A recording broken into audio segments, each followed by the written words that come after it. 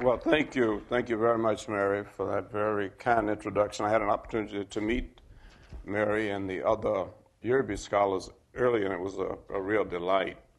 I'm delighted to be able to join you. I appreciate the very kind comments from Howard and Barry. Barry said he knew of absolutely no one who didn't absolutely admire David Satcher. I'll send you a few names when I...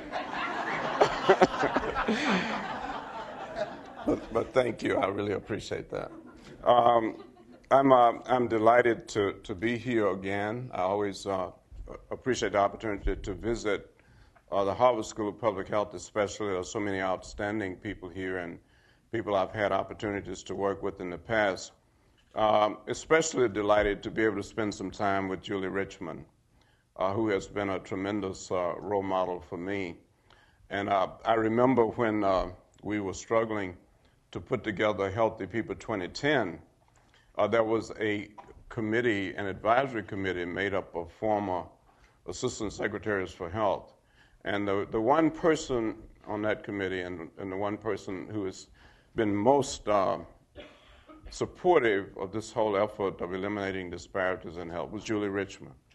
He never missed an opportunity to encourage me in that area and to really, just from time to time, he'd call me just to see how was things going in getting this issue of eliminating disparities in health on the national agenda. So it's great to be able to be here with Julie and to spend some time with him and to express my tremendous admiration for him. Finally, I always have to mention two people who've been important in my lives. Michael Bird and I were students together at Morehouse College in those very historic years, from 59 to 63, during the Civil Rights Movement, when many of us went to jail and to prison to try to change things, not just in the South, but in the country. And so Michael and I have stayed in touch since that time. He's a great friend and has made a great contribution. And Linda Clayton, who we worked together at the Meharry Medical College. So it's great to be here. I know we don't have a lot of time, so let me just say that the Student Advisory Committee sent me a note about things they wanted me to talk about. And I decided from reading that I should probably be very brief and let them ask specific questions, but they were very clear about some of the things that were important to them. And I'm going to spend a few minutes to that, but I really hope to spend most of the time interacting and responding to questions that you might have from the audience.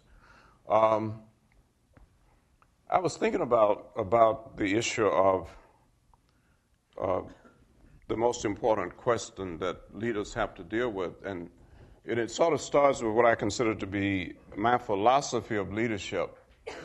And a major component of my philosophy of leadership is that leadership is really a team sport. Leaders don't operate in isolation, and one of the most important things that leaders have to do is to make sure that we're always building leadership teams. And it took me a while to really learn that, but I certainly know now that perhaps this development around you of a leadership team, an ever-expanding leadership team, is one of the most important things that leaders can do. You've probably heard the story of the cruise ship that was sailing around the world, and there were several days in which nobody heard from the captain. And people were really becoming upset, so finally they called this meeting. And sure enough, the captain showed up to try to reassure people.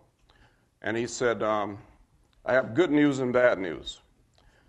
The good news is that we are making great time. The bad news is we are lost. Well, I think perhaps the most important question that a leader has to respond to is, where are we and where do we go from here? And I believe that if you fail to answer that question, for example, where are we, it can be a major problem for leadership. And I have seen over and over again people fail to answer that question. It's one thing to go into a new leadership role with, quote, your vision But it's critical to know where you're starting and what the real challenges and opportunities are that you're facing in a leadership position. I have a very good friend who worked with me in government in the Department of Health and Human Services who took on a presidency of a university afterwards. And he had really great ambitions and ideas, including major fundraising ideas. He was actually there 2 years before he realized that the institution owed the federal government $25 million because of some mismanagement of student financial aid.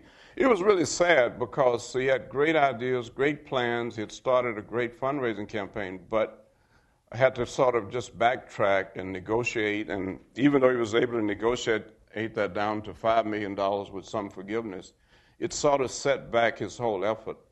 I've seen that happen with leaders several times in terms of failing to make that first step of asking the question, where are we starting with this institution and where do we go from here?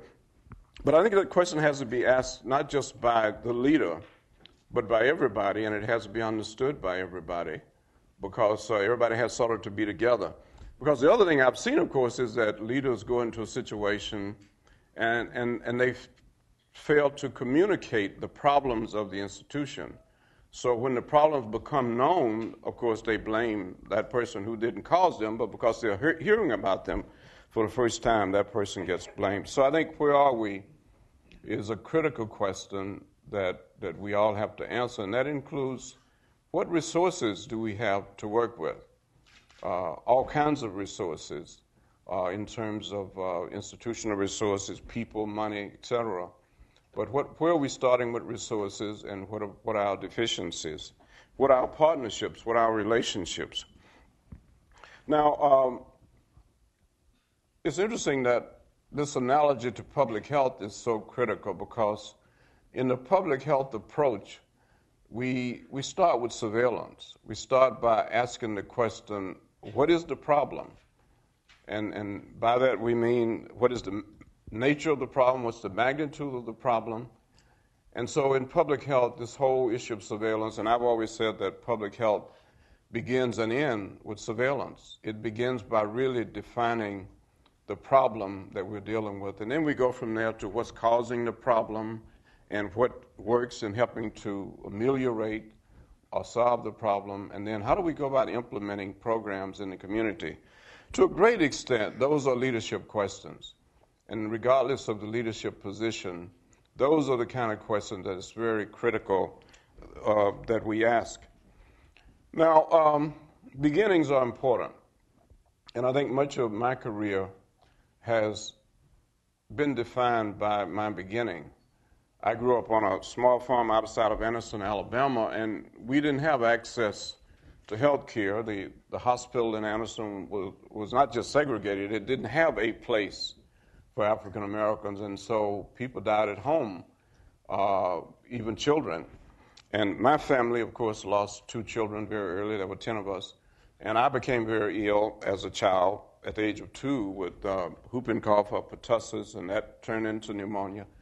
There was one black physician in Anniston, Dr. Fred Jackson, who somehow my father convinced to come out to the farm to see about me on his off day.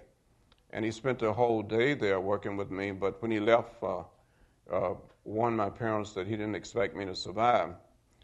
Well, he also took the time to show them what they could do to increase my chances of survival in terms of helping to keep my chest clear and my fever control.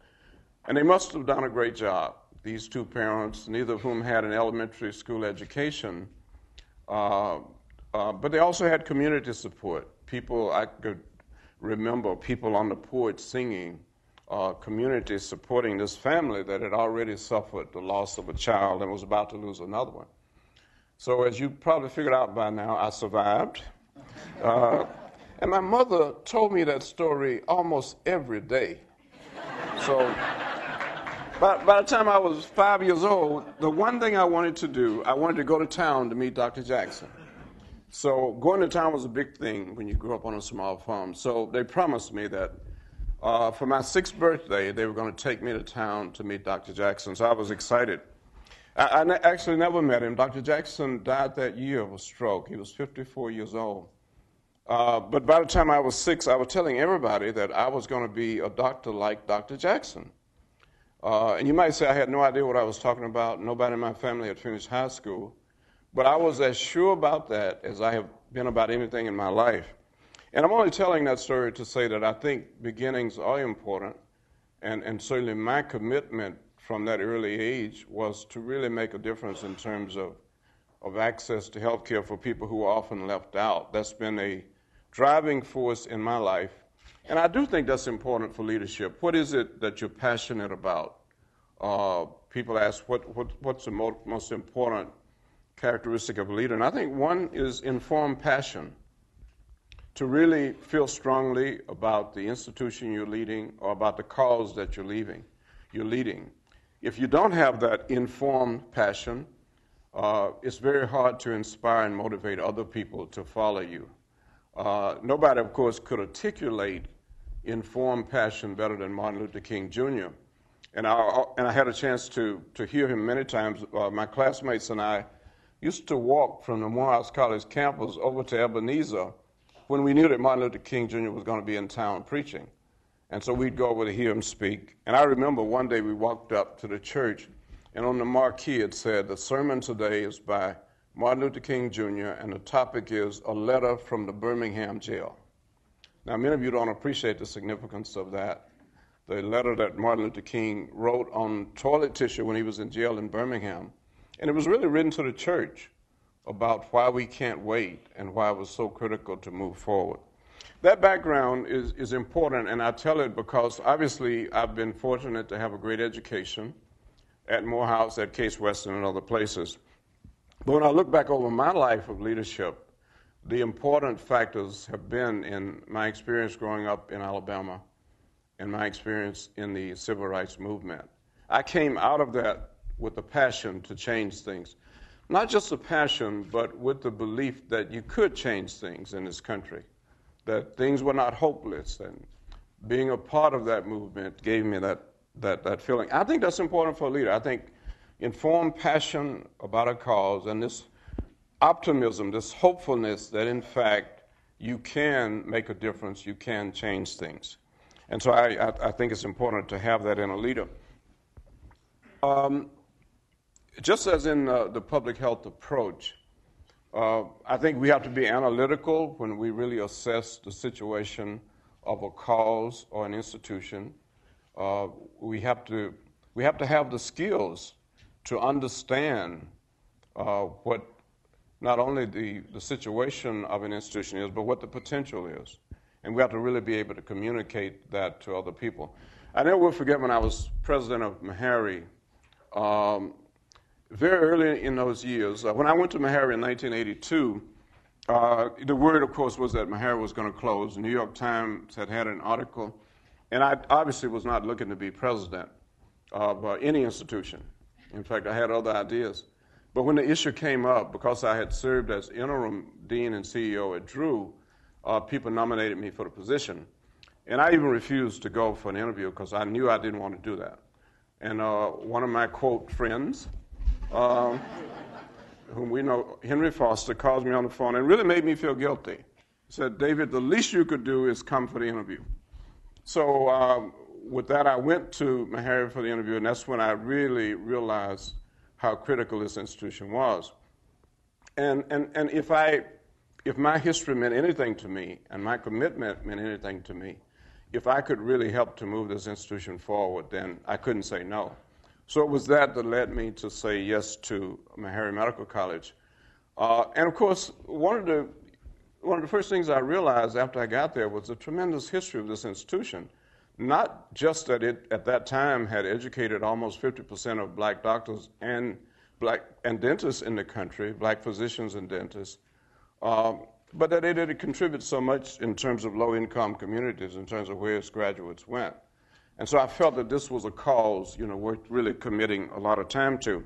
But the other thing was that Meharry, because of its history, 1876, had never had access to publicly funded facilities. I want you to think about that. Meharry is here in Nashville, in North Nashville, taking care primarily of poor patients without reimbursement and not having access to the city hospital or to the VA. The VA hospital was on Vanderbilt's campus. So one of the first things I did was to start telling that story. And I remember, of course, we got it all the way to the White House with the help of Dick Lester, who served as interim president. Actually went with Dick to a meeting in the White House to talk about Meharry's history. But one of the interesting things was that in 1983, there was a big meeting at the school, and the Mayor Richard Fulton, came. And in my opening remarks, I said, for 100 years, this institution has been denied access to publicly funded facilities, and just how all of that had affected its history. Richard Fulton came up to me after that meeting, and he said, David, are you serious? Do you mean that this problem has existed for 100 years? So I counted it up for him. And he said, I'm going to solve this problem. And from that day on, he became a major ally. The White House became a major ally in terms of forgiving the long-term debt. But my point is that sometimes leaders take for granted that you don't need to tell the story, that you don't need to make sure that everybody around you understands where you're coming from and what history it is that you're trying to deal with. We take that for granted. And to the extent that we fail to bring people along, not just people within the institution, but anyone who could affect our future, telling the story of the institution. And that comes, I think, and that's just as important as having a vision. Like everybody else, I believe it's important for leaders to have vision, and that's what you hear all the time. The problem, of course, is that it must be a shared vision. It's one thing for you to show up and to have this great idea about where you're, quote, going to take the institution or the movement. But I think just as important is to develop, along with other people, where you think you should be going with this effort, this movement, or this institution. So shared vision is important. I think I'll stop there. Let me just comment on some of the questions that the students submitted, and which qualities do you feel are the most important for a leader to possess? And I certainly think that a leader has to have what I call informed passion, has to have commitment. I think is critical. The ability to certainly communicate in a way that you can stimulate in other people that kind of passion for where you want to go. It takes communication. And my description of Martin Luther King Jr.'s communication is that he had the ability to educate, motivate, and mobilize people like no one I have ever seen. He could do those things very well. And it is important to be able to educate, motivate, and mobilize people to move in a certain direction. And that's, of course, what we've been trying to do with the whole issue of disparities in health. So it's important that the leaders are good communicators, effective communicators. And I don't mean that some people say that they all have to be charismatic, whatever that means. We've had some great leaders who were not, quote, charismatic. And if you read the book Good to Great, Jim Collins, I believe, about leadership and the most effective companies, those leaders were not necessarily, quote, charismatic, but they were leaders who could really develop plans in conjunction with other people and move institutions forward. So I think I'll slow down at least there and respond to questions. Yes? Mm-hmm. My question is, well, first of all, thank you very much. That was a fantastic talk. My question is about your ability to be both an effective person within the medical world and bridge the gap to the political world and really kind of taking on some of these very important political issues that I think sometimes medical and public health professionals shy away from. So that's a great question. I hope I can do it justice. I was telling the students, I spent a weekend with the students at UCLA last year, the year before last, the medical students, talking about that very question. How do we influence policy in this country in areas of health and public health? And let me say, I think we have to start by making sure that we have the public health science on our side, that we are credible. I think that's what people, they don't need another politician. Not that we don't need more great politicians, but what they need from us is credibility when it comes to the public health science. They need to believe that when we say something that is based on the public health science and not the politics. Right now, I struggle because, who do you support for president? That's what everybody wants to know. And my attitude is that I don't want people to see me as a politician. I'm no longer Surgeon General, but as Julie knows, once you're Surgeon General, you're sort of always a Surgeon General. I want people, whether it's Barack Obama or Hillary or even McCain, to be able to say to me, I need your advice on this particular program. I want to be able to influence where the country goes. So I think the first thing is to have credibility so that people know that when you speak, it's not based on the politics, it's based on the public health science. If you don't have that, then it's very hard to make headway. I have spent a lot of time trying to influence Congress. The mental health report, as you know, the major recommendation there was we need comprehensive parity of access to mental health services. And as you know, just last week, the House passed the Mental Health Parity Act, and now they've got a conference. But it's been a long struggle. And what we tried to do was to lay the foundation in terms of public health. There had never been a Surgeon General's report on mental health before. So what do Surgeon General's reports do? Hopefully what they do is that they lay the public health foundation that's beyond reproach. Now, that doesn't mean you're going to get a bill next year that's going to do what you say that you need to do. But at least there's a foundation.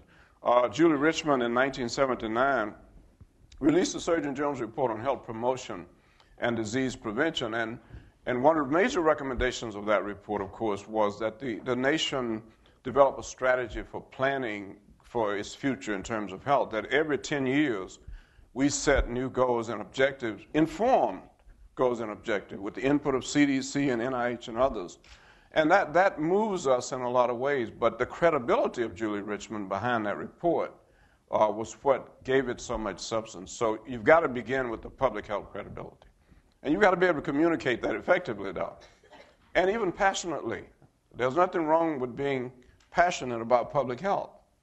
There's nothing wrong with that. But just make sure that your foundation is based on good public health science. I'm going to come back to my classmate here right there. In your Healthy People 2010, you have the word bicycle. In the lead green standards for new buildings is the word bicycle. In transportation planning is the word bicycle. But upon closer examination, when this criteria is met, it's primarily met by having a white, thin, athletic male bicycling in the road. In the Netherlands, upwards of 50% of the population bicycles in certain cities. On the American Tobacco Trail near Durham, North Carolina, low-income African Americans use that trail to get to the destination of the grocery store and the drugstore, which are alongside that trail. Mm-hmm. How would you suggest we go back to the Surgeon General's new reports, the lead green standards, and to the transportation planning to have a new criteria for bicycle? So it's all the population, healthy people, including a capital P for people. Well,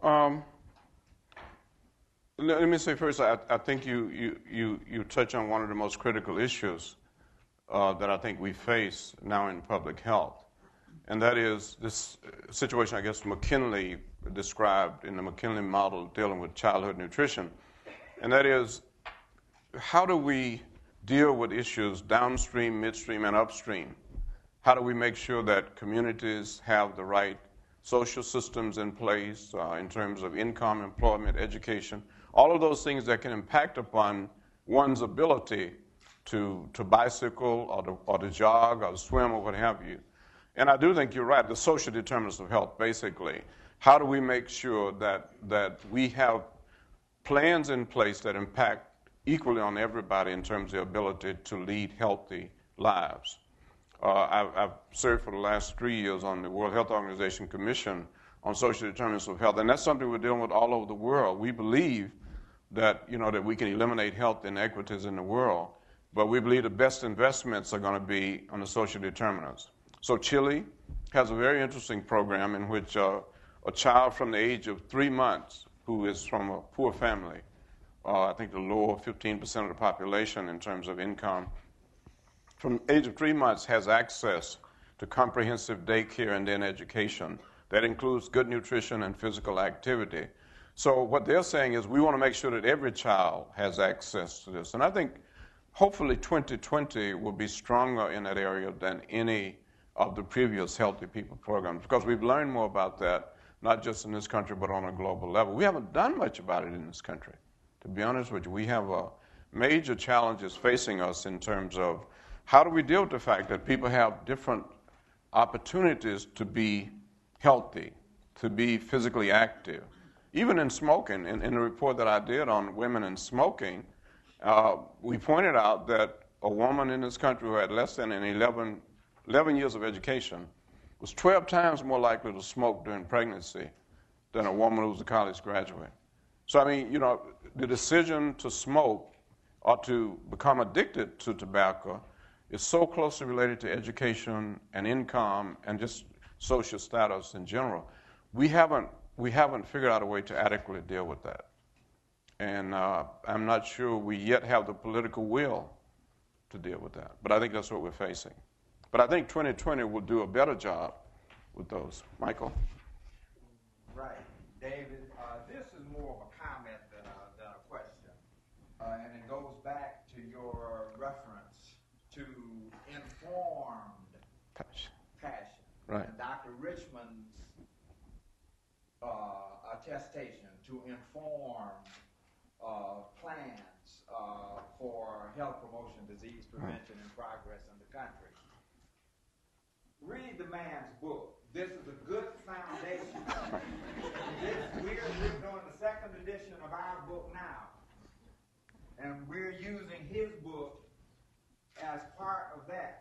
To become informed on this issue, if you're serious about it, you're going to go out to your bookstore and acquire it. Okay. Thank you. That's my comment. Thank you, Michael.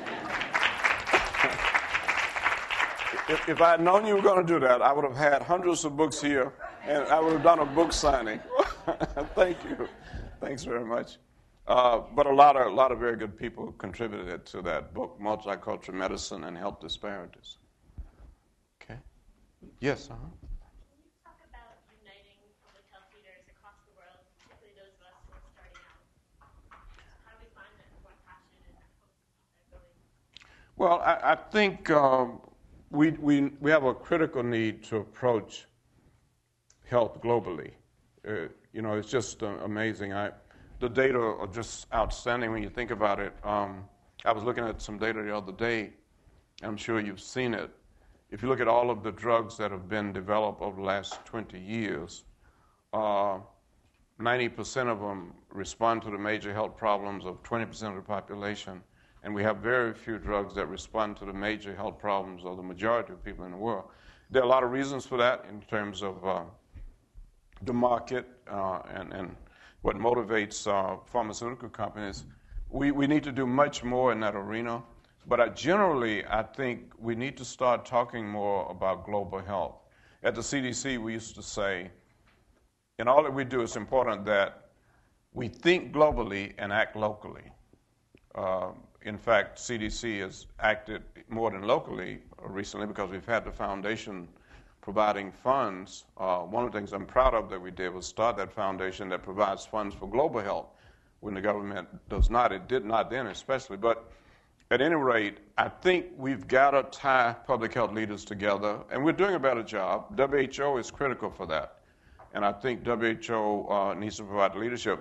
The Social Determinants of Health Project will make strong recommendations for the role of WHO in being sort of an inter-country convener around these issues, for example, of being one who manages data and keeps us abreast of where we are throughout the world in dealing with the social determinants of health, whether it's the slums in Kenya, the violence and housing projects in Brazil, or the problem in Chile. We need somebody who is really monitoring as we make these changes and we invest in improving the social determinants of health.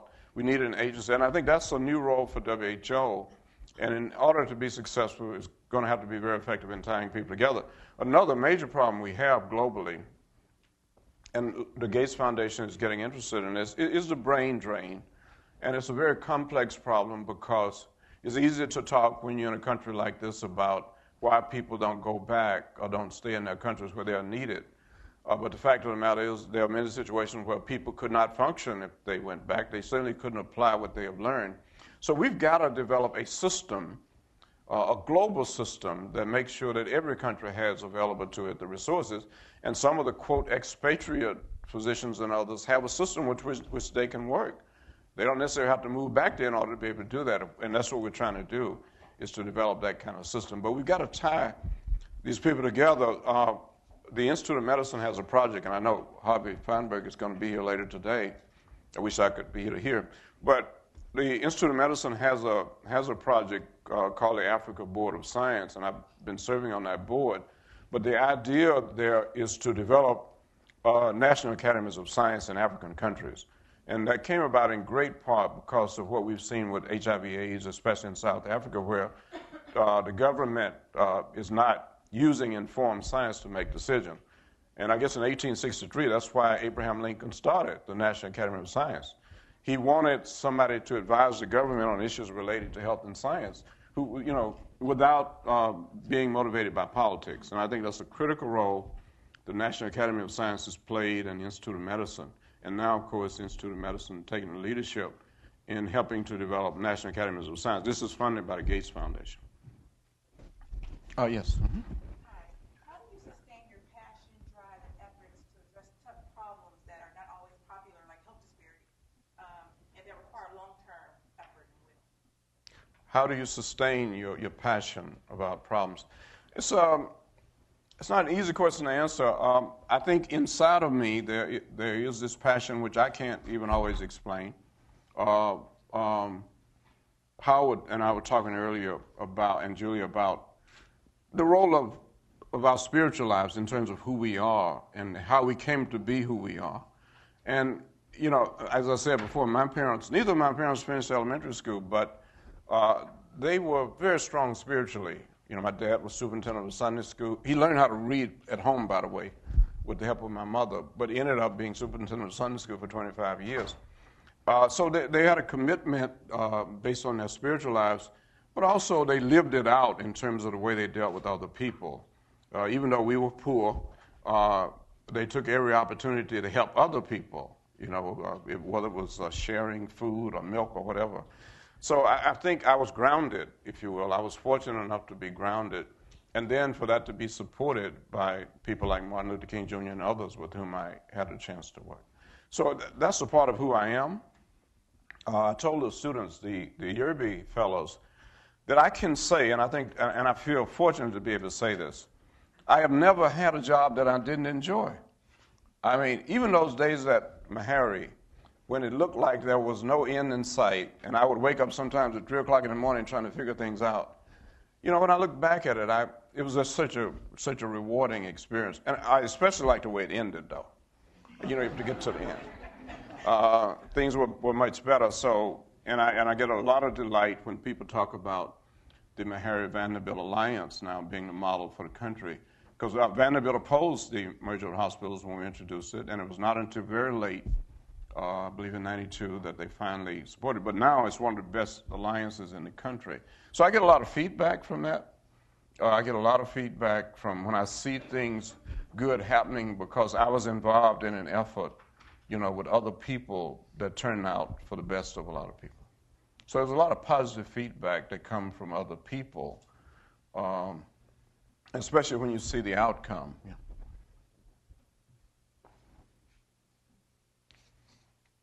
Thank you so much, Dr. Satcher. Okay.